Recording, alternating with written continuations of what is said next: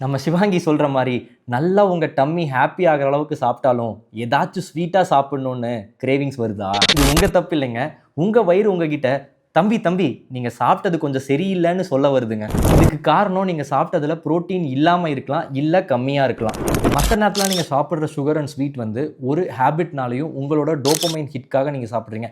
அதுவே சாப்பிட்டதுக்கப்புறம் வர சுகர் கிரேவிங் வந்து நீங்கள் புரதச்சத்து கம்மியாக எடுத்துக்கிறதுனால வரது தாங்க. அது ஏன்னா உங்கள் வயிறு ஃபுல்ஃபில் ஆகலை, அதனால தான் எனக்கு கேப் இருக்குது, ஏதாச்சும் கொடு அப்படிங்குது. ஸோ இதுக்கு என்ன தான் பண்ணலாம் அப்படின்னு கேட்டிங்கன்னா, உங்கள் வயிறு ஃபில் ஆகிற மாதிரி அதுக்கு தேவையான ப்ரோட்டீனை கொடுங்க. அதே நேரத்தில் நீங்கள் சாப்பிட்றத வந்து மைண்ட்ஃபுல் ஈட்டிங் அப்படின்னு சொல்கிற மாதிரி 15 to 20 டைம்ஸ் சூ பண்ணுங்கள்.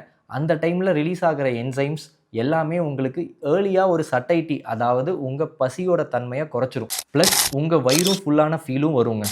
அதே மாதிரி சுகர் கிரேவிங் வரதுக்கு இன்னொரு ரீசன் பார்த்தீங்கன்னா, உங்கள் உடம்புல டீஹைட்ரேஷன், அதாவது நீர்ச்சத்து கம்மியாக இருந்துச்சுனாலும் வரலாங்க. ஸோ டெய்லியும் at least 2 to 3 liters of water குடிக்க மறக்காதீங்க.